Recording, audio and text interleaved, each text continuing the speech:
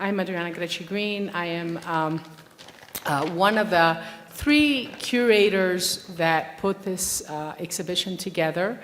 I was the curator of Indigenous Arts of the Americas at the Freeland Museum of Art, which is one of the organizing institutions, along with the Minneapolis Institute of Art, which at the time was represented by my colleague and dear friend, Jill Ahlberg Yohe, on the podium here, who was the associate curator of Native American art at MIA. And along with our third curator, who unfortunately could not join us this morning, Bruce Bernstein. Some of you may know him. He's here in Santa Fe. He is presently also a senior scholar at the School for Advanced Research here in town. We had been in conversations for some time about organizing an exhibition retrospective for Jody Folwell, who is an incredible artist. We were really fortunate to be able to bring all our institutions together to the table, and we are so pleased to have this exhibition come here to the New Mexico Museum of Art to close what has become a national tour. This is the first stop. The exhibition opened in 2024, in the fall of 24, at the Minneapolis Institute of Art, then traveled to the Freeland Museum of Art in Charlottesville, Virginia, at the University of Virginia. Then the third stop was at the McNay Museum of Art in San Antonio, and here today is the opening at the New Mexico Museum of Art in Santa Fe, which we're really, really thrilled about. And thank you so much to the institution for working with us. I also would like to thank the Terra Foundation for American Art, who generously supported the exhibition and the catalog, which you can find in the gift shop. And also for the local exhibition here, we're really, really thankful for the support of Trish Foshi.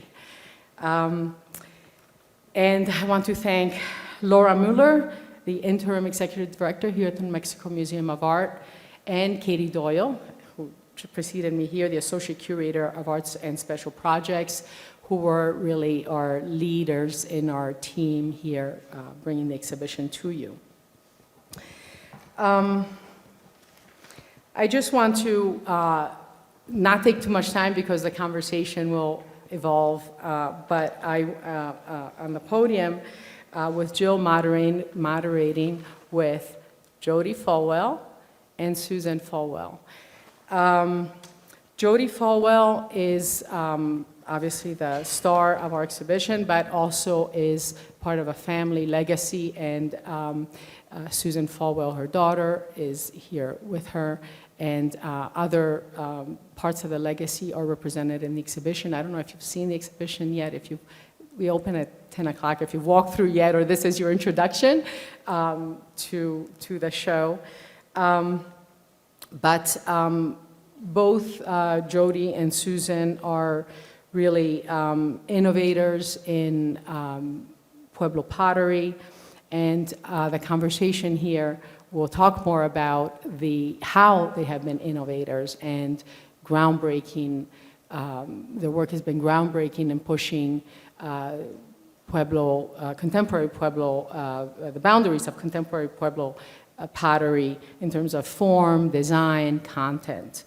But I just want to say that Jody Folwell and Susan Folwell are both award-winning artists. They have won numerous awards at national and international, and are represented in national and international collections. I want to just, name the National Museum of American Indian, the Denver Art Museum, Fred Jones Museum of Art, Houston Museum of Fine Art, the Young Museum, the Heard Museum, the School of Advanced Research, MIAC, Museum of Indian Arts and Culture. Several of these collections are represented in the exhibition here. I also want to thank the lenders, private lenders to the exhibition, without whom, of course, we could not have had this wonderful showing. So without further ado, I just want to turn it over to Jill to moderate the conversation with Jody and Susan Folwell. Thank you. Jody, talk about your art. How would you describe, how would you want to introduce yourself to, as an artist, a contemporary artist today? It's a very exciting concept, except in the fact that I live in my little box, and I think we all live in our little boxes, so that everything happens within that box. And with the exception of sometimes going out of that box to be able to see what everybody else is doing, and to incorporate those concepts, those ideas, those imagery that I consider important. It could be the smallest thing in the world that could explode into something bigger, or what I grew up with. And living and growing up in Santa Clara Pueblo, it has just been such an incredible honor to know that I was a part of that world, a part of all of those old potters that I sat there and watched throughout my years, throughout my lifetime. And for them to be able to teach me to be who I am today.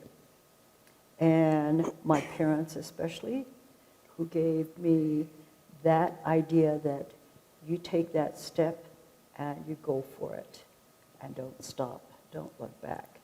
Sometimes it wasn't good, I tell you, sometimes it was just not the best thing in the world. And, but I'm so grateful to just be here. And thank you all for being here, and thank you for seeing my work. Susan, what about you? If you were to introduce yourself as an artist, what would, if somebody hadn't seen your work, what would you share with them?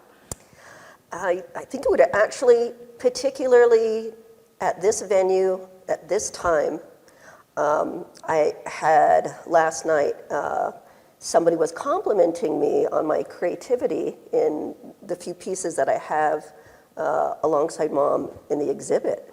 And oddly enough, they asked me, well, where does your creativity come from? And I said, look at my mother's work.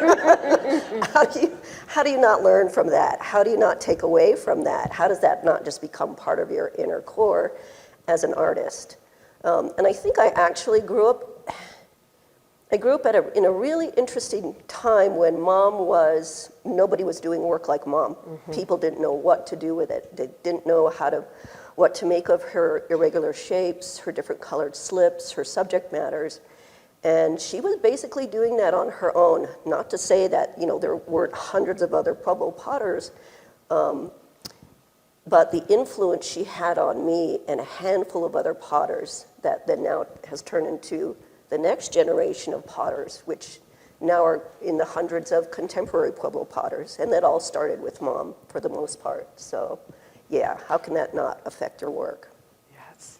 So that is so true. And for many of you who do know Jody's work, it's so striking that she has been able to revolutionize not only form, but style and content. So usually there's an artist, right, who really hones in on being able to change one of those elements. And you have done it over and over again, in so that you have developed signature styles that had never before been seen, in terms of you make these massive big pots, right, that had never been done before in Pueblo pottery. You'll see them in the show, and you can see some on view.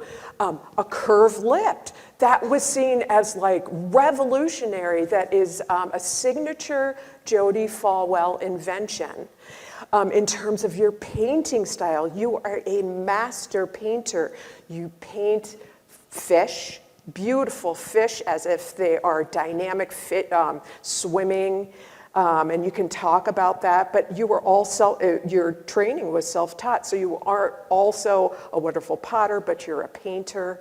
And then to add even an additional element is the fact that you're putting commentary on design on your pots, which was truly revolutionary. Social commentary, political commentary.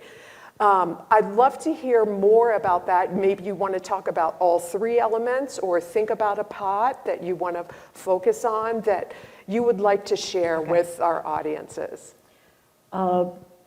Maybe what I can do is start off with the most extreme political pieces. I do a few political pieces, mainly because I find myself so caught up in the rest of the world in terms of how they think, how people think, why they want this particular person. And right now is a fantastic time to be able to come up with some ideas as to what I want to do. I've done some social commentary pieces, and when you look at my work, especially social commentary pieces, a lot of it has to do with what was happening at a particular time in my life. One example, when I was going through menopause, I did a piece on dancing in the moonlight with this woman who's having problems with life. And I'm sure most of us can know what that's all about. So I did that, and I did 2 of those pieces. And other pieces that I've done, it happens to be about my family. And there's a whole history behind what happens in terms of a family. And each one of us know how families work. At one point, my sisters and brothers and I were just absolutely fighting and arguing with each other. And we were already in our 30s, 40s. And so I did a pot on piranhas. So you can guess what goes on in my life when you're looking at certain pieces, and historically, it's just like reading a book for me, of saying, oh yes, that's exactly what happened during that period of time. And this is what I was going through and what I was thinking. Or I had a ranch, a cattle ranch. I still have the land, I still have the farm. But to be able to see my husband, who came from New Zealand, he's a Maori, and he was walking in front of me, going into the farm, and as he was walking and taking some of the young yearling bulls behind him, because he was singing in Maori, they were following him. And all of a sudden, in one of the alfalfa fields, all of this geese flew out. And it was just like the whole sky was covered. So then I decided to do a pot on geese that were flying out. And it was so incredible just to see that man walking in front of all of these young bulls. And they were following him because he was singing to them. So that's just one memory I have of one particular piece if I see it. And there are other areas that I can go through. Like right now, I was going through one of my old memories books, and I see the designs, and I say, wow, people during the 1200s, 1100s were doing art that was just absolutely astounding. If any of you are interested, go take a look at some of the memories designs. It is like something that you would probably not ever see in your lifetime again. It's like looking at it, it's like somebody just stamped that design inside of your head. That's how I see it. And once I take a look at some of those designs, it's like, I cannot believe a group of people lived during that period of time that did such exceptional work. So this is what I'm talking about, is you see things and you incorporate it. You see other people's work and you incorporate it into yours. And this is what art is all about throughout history. It's about incorporating and changing it, just changing it enough to appeal to you and to appeal to whomever that's going to look at it.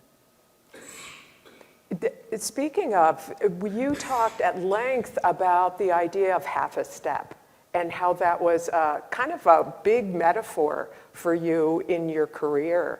Can you talk about what was that? What really was a half a step, and what that means to you for your place in Pueblo art as well as in contemporary art?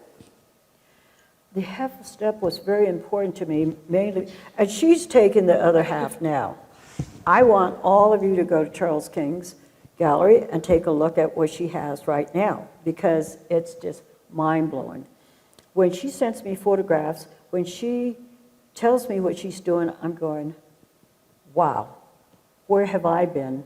I'm still back in time. She lies. But that half the step has to do with growing up with traditional art, traditional pottery. My great-grandmother, which we called Jiafeng, which means Mother Corn, had raised most of us children because most of our parents went off to work. And we had to collect her materials. We helped with some of the pots that she was making, and she mostly made cooking pots and storage jars. And everything was very traditional. It was something that was to be used. And it's really important because I look at the traditional pieces and they're so beautiful, they're so exquisite. I started making traditional pieces and nobody wanted to buy them. Absolutely no one. I could not even sell one piece.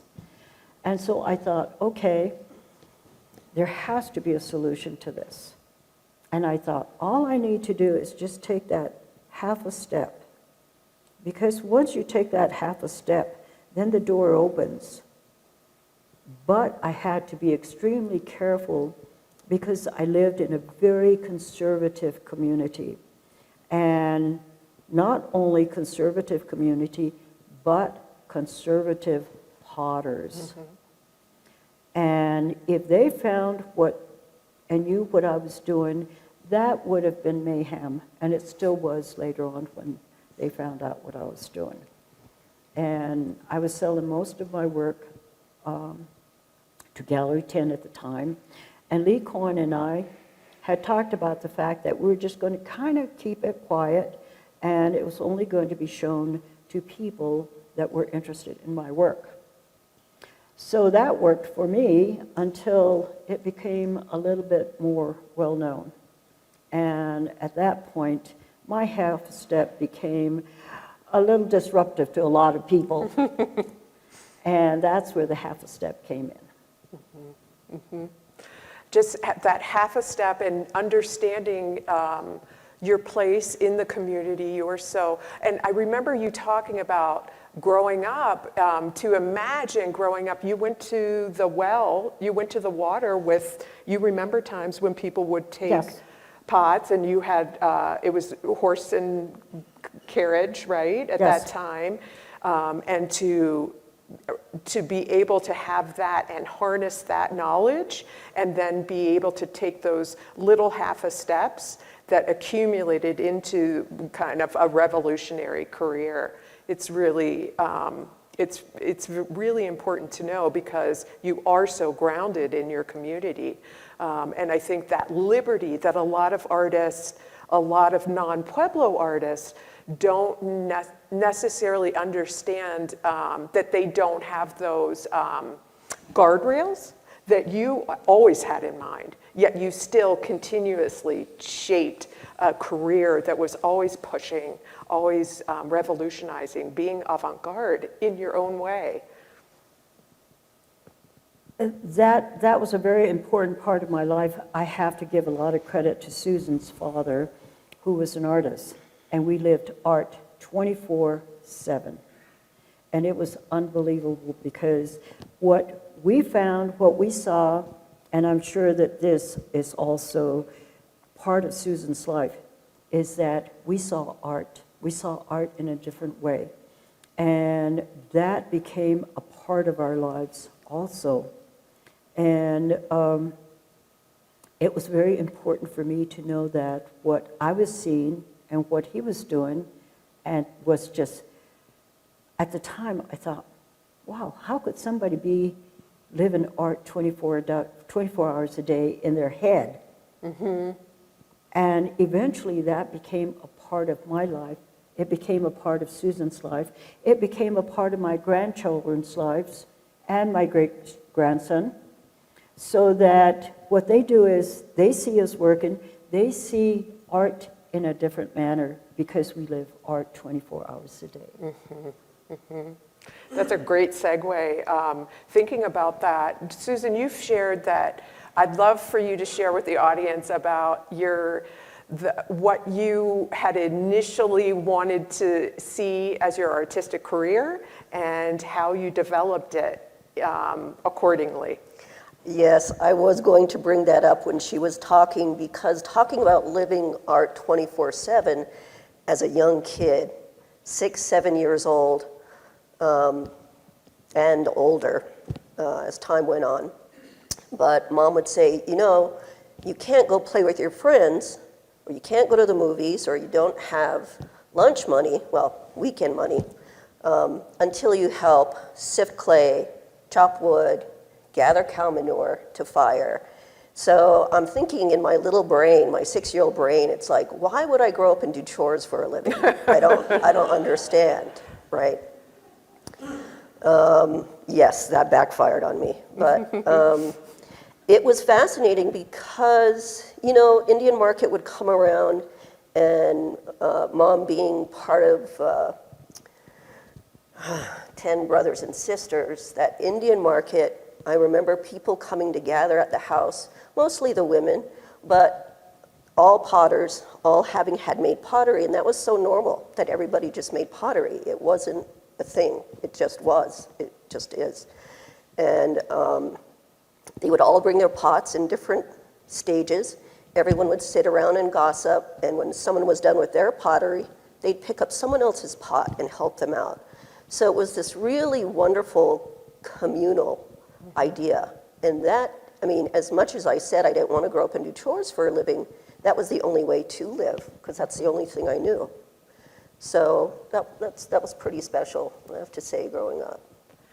And then your canvases turned back towards clay, even as your idea of becoming a painter, right? Yes, and I eventually went off to art school. I wanted to be a fine art painter, and in my knuckleheadedness as a teenager, I'm like, well, I could take a pottery class, I could take a ceramics class and get an easy A, right? No problem. I passed by the skin of my teeth. It was horrible. But what I did realize, though, what I really enjoyed was, and clay's always been a challenge for me. I've always felt more like a two-dimensional person. I still feel like I struggle with my shapes and forms, and in particularly knowing in mind that they will be painted like a canvas, like reading a book. So clay just really, it found its place in my heart, just to figure out. And I've always loved being challenged, and I think that's part of that, or challenging myself.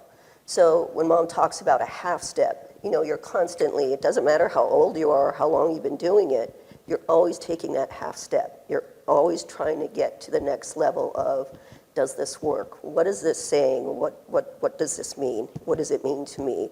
And what might it mean to people at large?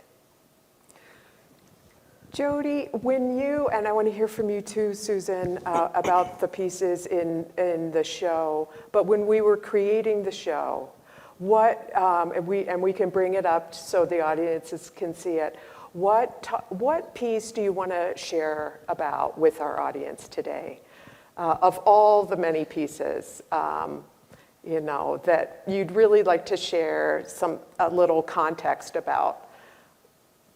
Would it be one of your political pieces, whether Obama and Bush, or would it be one of your personal narratives, like the shell pot, or commentary on who appropriates designs and who doesn't, or the revolutionary in terms of a very minimalist design? What would you like to share today? who wants to hear about the Obama, or wants to hear about the shell piece? Raise hands. Which one do you want to hear? We have time for both. Katie's saying both. Okay, Obama. We'll start with Obama. Obama was coming to Espanola. He was campaigning. We all wanted to go. The lines were so long, and they were almost a mile long waiting to get into the center of the plaza. And so finally we made our way into the center of the plaza, and he came on stage, and there were all of those young people that were traveling across the country from Europe. There were Germans, there were French, there were Italian young ladies. Some of them were a little bit older, but most of them were young. And so we managed to get to the front, and he came on, everybody was clapping, and all of a sudden, all of these young ladies started screaming, "Marry me, marry me." Who in the world would have thought this old woman would be saying, "Marry me, Obama"? And it took me maybe 6 years to figure out what I wanted to do with a piece of artwork that was about Obama. I started looking at some of the history on the Buffalo Soldiers, read up about the Buffalo Soldiers. I wanted him to be able to be a part of that movement because they came in and settled the West, the Midwest, and most of us do not understand what an impact the Buffalo Soldiers made. So I decided to have Obama looking for his buffaloes. And he selected one buffalo, he got on the buffalo, he rode into the White House, and he shattered absolutely everything that had to do with American politics. And on the back of one of the tiles, you can see all the names of the people that had built the White House. Some of them have numbers behind them so that there are maybe 7 Abrams, maybe there's 2 Isaacs, but you can take a look at the back of the tile and you can see the names of the people that were loaned out, the black slaves that were loaned out so that they would build the White House, they would build the Hall of Congress, or any of the other buildings that were built in Washington, D.C. So that's how I ended up putting the whole thing together, where I was saying, "Marry me, Obama."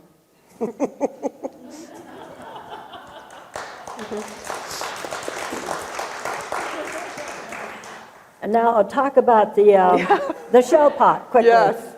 The shell pot is really interesting because I was working on some shells, and I had seen Nancy Youngblood's little tiny shell pots. And I thought, that's interesting. And I had thought about that for some time, and I thought, no, mine's not going to be tiny. Mine's going to be fairly large, maybe larger. But instead, they're medium size. I made 3 of them. 2 of them came out in the firing. One day, while I was working on one of them, I heard a knocking at the door. And I thought, I don't want to listen. I don't want to be a part of what's going on outside of my box. So I just sat there and continued working, but they insisted. And there were 2 Maori men standing at my door when I finally decided to answer. And they wanted to know if I wanted to do a workshop in New Zealand. So I thought, okay, that sounds interesting. Left for New Zealand, and that's where I met my husband. And what he did was so incredible, because to this day, I firmly believe that that shell conch had called my husband to me. And that's what that piece is about, that's in the show. So beautiful. So beautiful. Do you want to talk about your pot? Speaking of husbands. Right. Yeah. Right. So this piece It's called The Rescue. And I did this after my husband and I never married, pre-married. We were never married before. We were 40 at the time. Both got married at 40, no children, but we married each other 3 times. Longer story. But we had actually eloped in New Zealand, and we met in Tucson. I was living, he was working there at the museum. So I thought it would be fun to do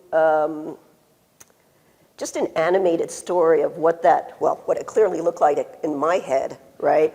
So there's my husband, he's a redhead, and he's at the old Tucson studios behind him, and there's the 3 villains there, and there's me dramatically in his arms being rescued, right?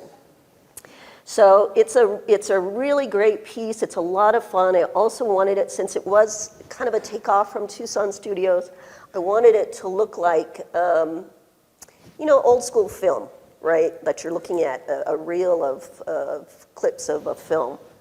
And what I love about this piece, and I hadn't done it before, and I didn't do it again, but this pot is so well lit in the other room. You get to see the coilings in the interior. They were never sanded down. They were never covered up, painted over. So it's just, I love it because it's just the quintessential coil pot. And the size and the graphics just really works well. Yeah, so I've always been very fond of this piece. It's extraordinary.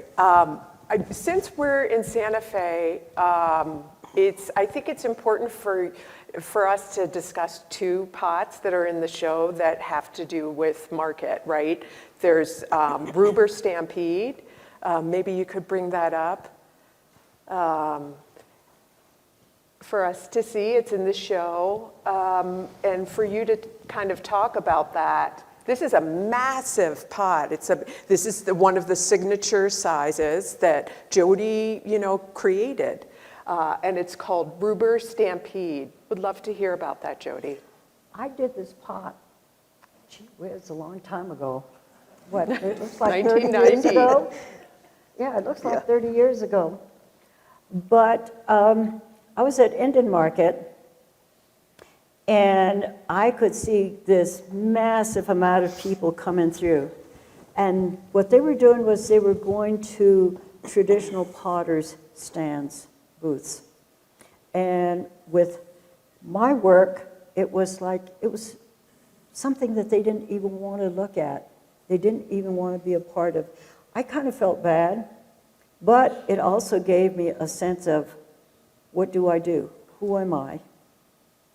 And who are those people out there?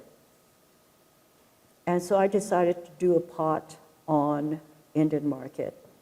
All of the horses represent this crowd of people coming in. And what they were doing was they were looking for what the gallery owners, what the museums, and what others had wanted them to look at and to buy. And this, I had to work and process this in my head for a very long time to be able to understand how that worked.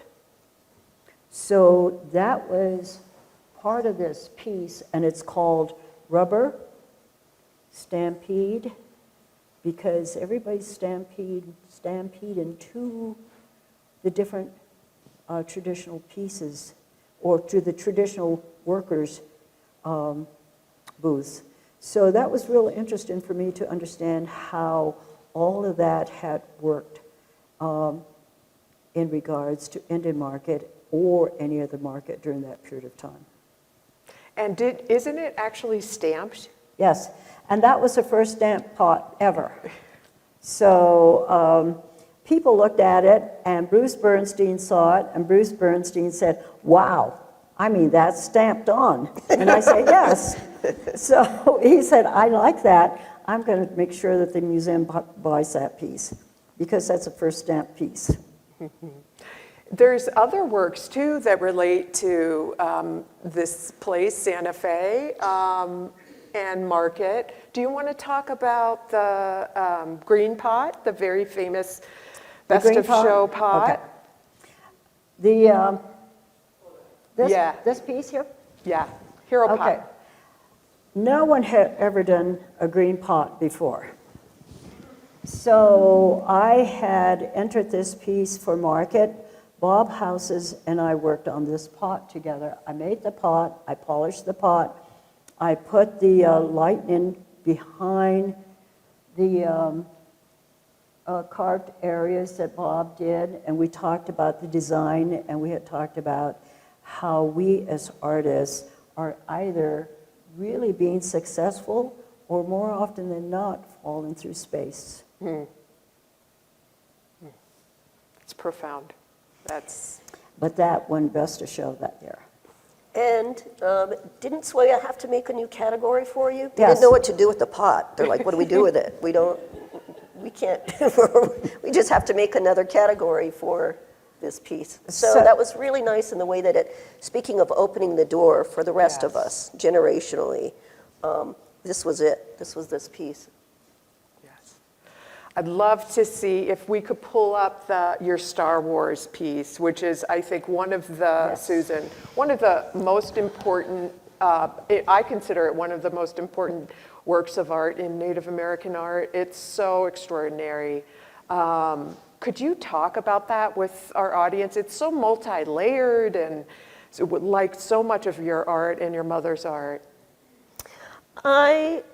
So before this particular piece, I sort of had a notion. When the Harry Potter books came out, I did a series of pieces about Harry Potter, and just about how important that was. I mean, I love the books. I fell in love with the books. Everybody did. And then finding out that they're reading them in prisons in India, right? I mean, just the books were everywhere. And the educational tool that turned into was phenomenal to me. So when George Lucas paired up with the Navajo Nation to dub Star Wars in Navajo, right, that was another moment of, oh my goodness, what a great educational tool. So that's what gave me the idea for this pot. And I called Manny Wheeler. Is he still working for the Navajo He Nation? retired, yeah. Okay, well, when he was still there, I asked if he would help me translate, some of the wordings into Navajo, right? The Star Wars in, galaxy far, far away, may the force be with you. And all of this is sort of set mostly on Navajo and Hopi land. So having those iconic Star Wars characters, but they're playing it out, right, in the Southwest. So when I actually made the shape of this pot, I was thinking, I was like, what were you thinking? I mean, how can you possibly pull this off? What were you thinking? So it actually turned out, I don't know, I kind of like it. So the entire bottom, if it were turned upside down, of course, is the Death Star. But when you actually look inside the lip, there you see Edward Curtis's Hopi maidens, right, sitting on the rooftops, and they're watching, if there were a photograph of the other side of the inside of the rim, they're Navajo males that are flying those land cruisers. So it's just really fun in that way and just giving an homage to a different way to educate people.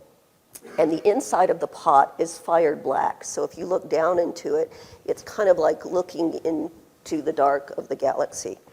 And the year that I made this piece, I brought it to Indian Market, and I sold no pottery.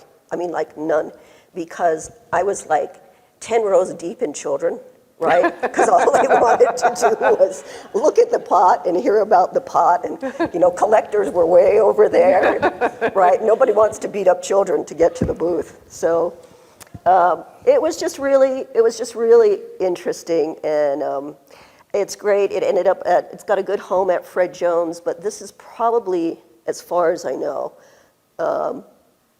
the piece of mind that travels the most. Yes. People are just so excited about it, and they love the concept and the educational purposes of it. So. And those references that you, both of you, have always had in your art of the idea of what is appropriation. This commentary, like Princess Leia's buns, are very much inspired by Hopi buns. And yet, seeing the nuance as artists to say that it's, appropriation and inspiration, it's a very long conversation, and it's one that's not black and white, but it's a conversation that is up to artists to have. I think that, and that's what I very much appreciate both of you always doing that in your art. Did you want to talk about that? Either of you talk about that? Yes, that's a long conversation that will probably never end. Yes. Particularly in Native American world. And part of that goes back to the earlier conversation of Mom being such a groundbreaker, because in Pueblo life, in Native American life, you never were supposed to do, it was always about the community. It wasn't about personal expression.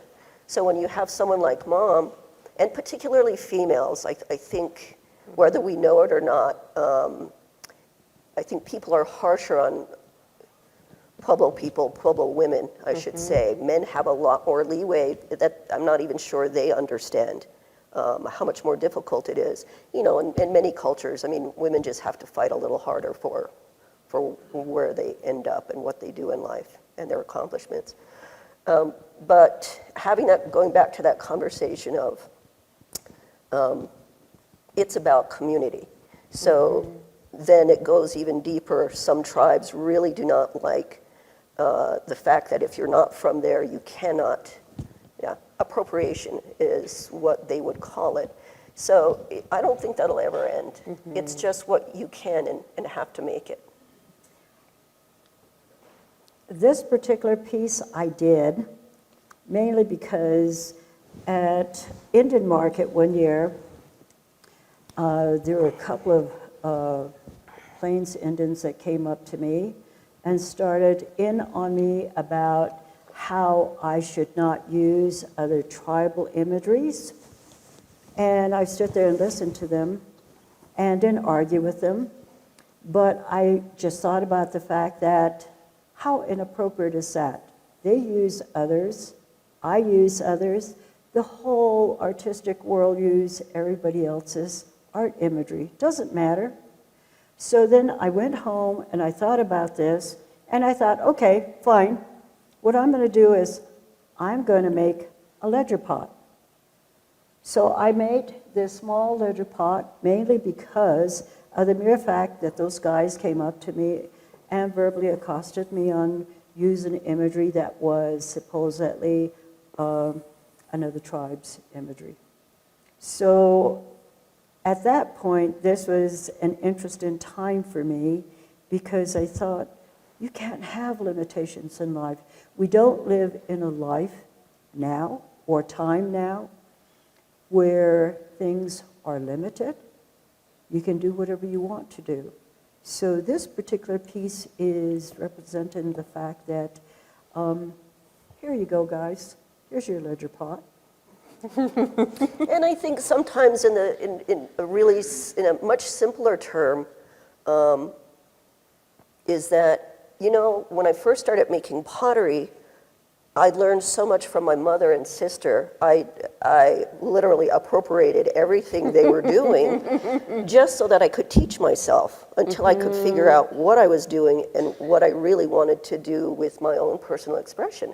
But I wrote off the backs of Mom and Polly and aunts and uncles and anybody I could get my hands on until I learned, until I figured it out. And I think, and in a lot of ways, I think even Native people forget sometimes. I mean, we are learning from mothers, brothers, sisters, uncles, fathers, that, it's like old school Europe. You're studying under a master until you become the master, and you can help someone else achieve their goals. So, how do you stop, and how do you know when to say no, or you can't do that, but I can. So interesting. Yeah. So, Susan, my last question to you is, in terms of you going through the show, yes, last night, and if you could talk to the audience about one pot of your mom's that you'd like to share. Oh, how is that possible? I know. I do, I know. Okay. I know. I've always been fascinated by this piece because Mom made it when it's the red polish with the buffalo in relief. So how old was I? That was one of the first pieces that I made. That was such a long time ago. So Yeah, I was that the half five. step. I was 5 years old, and watching her apply the buffalo with just like a toothpick and wet clay, not a toothpick, but what do you call it, popsicle stick. Wow. And watching her sit there and apply to make the buffalo running. And that was the most fascinating thing I'd ever seen in my life. I think probably even to this day, it's still seared into my brain. And of course, as a 5-year-old, that somebody could actually do that and to actually be able to witness somebody doing that. And even more incredible is that it's my mother. She's sitting at the kitchen table doing this. So of course, in my mind, this has always been one of my favorite pieces of hers. And in my 5-year-old brain, of course, that pot's this big. And then when I saw it again this past year, I was like, oh, it's really intimate and really lovely, and yeah. And it's just a beautiful piece of work. It's so dynamic, Yeah, right? it is. Just to be able to put those buffaloes on and you created energy you created movement. You were able to create that. It was astounding. This particular piece is real interesting because this is one of my earlier pieces, very early. And I was just learning how to polish. I couldn't polish a pot completely. So what you do is, in the Pueblo world, Pueblo pottery world, you go out to whomever you think is a good polisher. So you work with them. Beleng Tapia was someone that I considered that was a good polisher. So what I did was, she couldn't make pottery to save her life.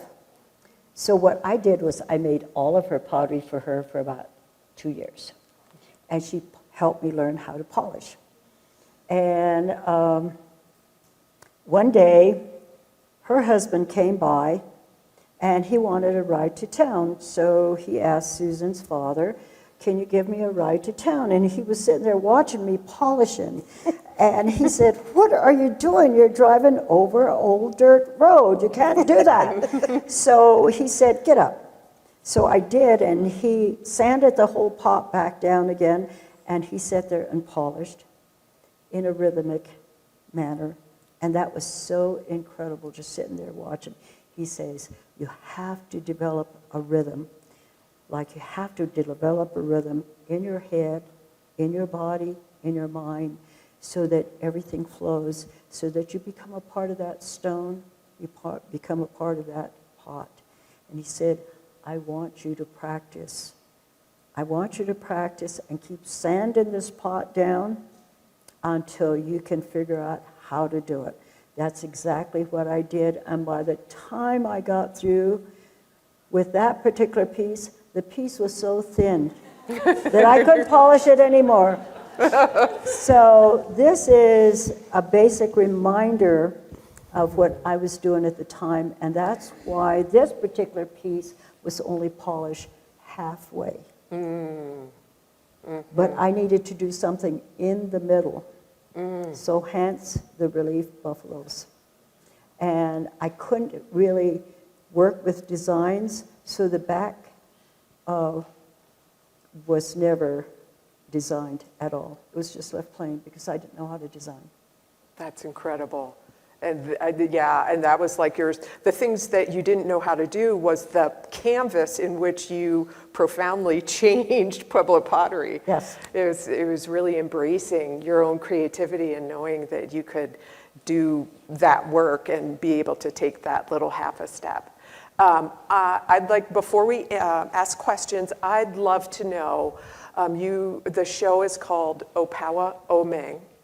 I'd like to hear how that's translated and why you chose that for our for our show. Your show, not our show. Well, it is our show. I was telling Jill, we have become a tribe, all of us. Bruce, Adriana, Susan, Jill. We have been on such an incredible adventure. And Katie. Yes, Katie. Yes. Woo. So that at this point in time, we have become a tribe, a small little tribe walking through. And what has happened with the terminology Opoa, Omang, I've come, and meaning that I have come to a certain place in life where I can do certain things, but I'm still growing, and I'm still going. So that at that point, Omang is, I'm going. Where I'm going, I have no idea, but it's going to be fun to find out where I'm going. And with the help of a lot of other people, I have gotten there because I have not arrived at this particular spot in my life on my own. I arrived here because of my tribe and because of the people around me, the potters, my children, and all of the other people that helped me get here. But the exciting part is because I know I've gotten here, I'm able to take that next step and be able to continue on. And I hope that with what I have done, it will allow the doors to be open for the younger artists and the younger potters, and that is my hope in life. That's beautiful. That's a good way. Well, thank you so much. And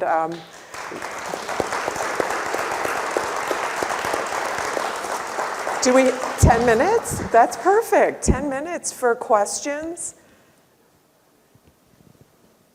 We'd love to hear from the audience. I have a question up front. You didn't talk about the large green pot with the frog on the top.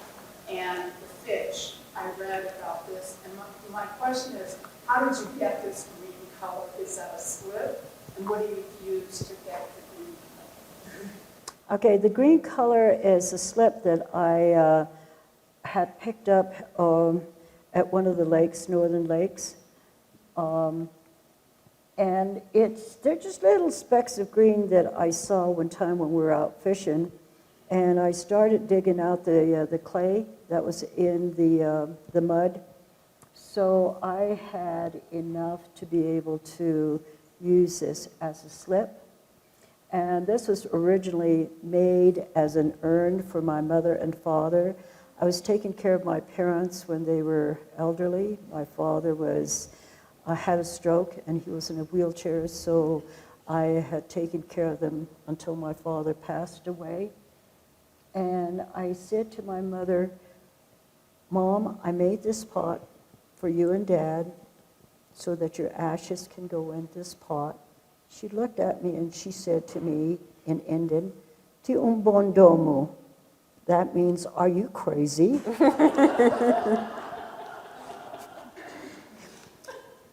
At that point, I felt uncertain about what I was doing, so I said, but what do you want then? And she said, life is about what you have done in your life. I want to be put into a cooking pot. So I made her a very plain cooking pot, micaceous cooking pot. So that's where my dad and mom are, in a micaceous cooking pot. And the story of, I just heard it this morning. I had forgotten all about it until Mom had reminded me where the story came of the frog. That's the lid for that same piece. Oh, the lid with the frog. My sister is married to Concert pianist. a concert pianist. Yes, I forgot what he did. Anyway, he took my mother, or they took my mother to the Santa Fe Opera, and she sat there and she listened to the whole thing. She came back and I said, Mom, did you enjoy the opera the next day? And she said, well, you know, they were all singing like frogs, and that's all I heard was all of these frogs singing. And so I thought, wow, she related all those opera singers to frogs. So I decided that that's what she was a frog on top of her urn. And since my dad loved to go fishing, I love to go fishing, I decided to put the fish in there for my dad and the frog for my mother. So beautiful. Other questions? And over here. If people would like to collect your plots, how do you like to be contacted? How about Charles King or Susan? If you're not in my directory, the phone doesn't ring.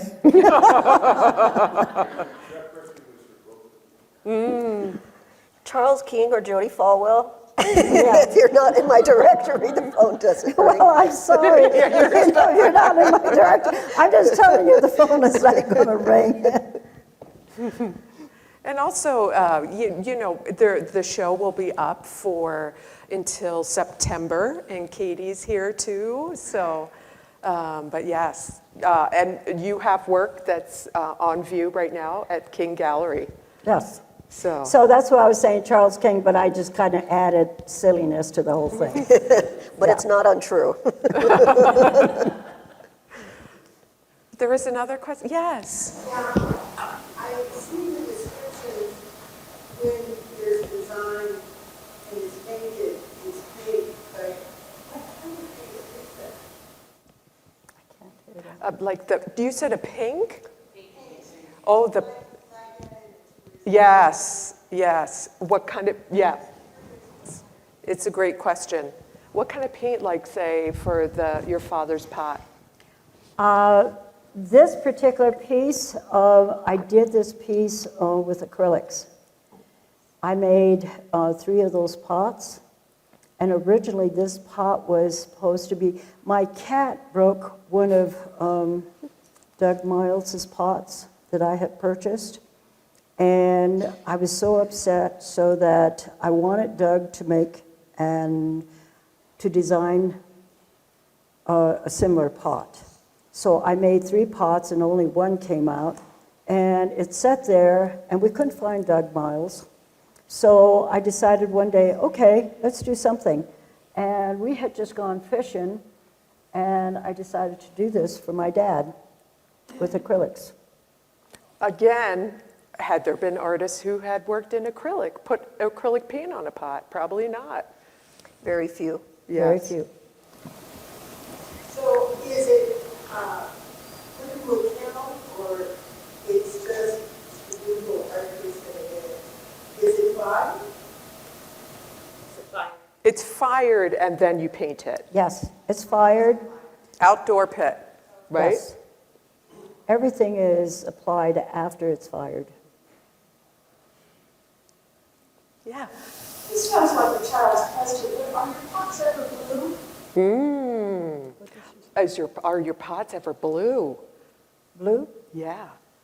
Not yet. I Well, know. that's interesting. That's a good That's question. a great question. I don't know of any. No, I don't think so. I found some blue slip. You have beautiful blue. I found some blue slip when I was in Italy. And so now it's come to whenever we travel, you know, I'm not looking at the landscape or the beach, I'm looking at the ground doing this. So checking to see if I can find, and Mom's always done that as well. I mean, I learned that from her. You know, she's always constantly looking to see what she can find, hence finding the green slip.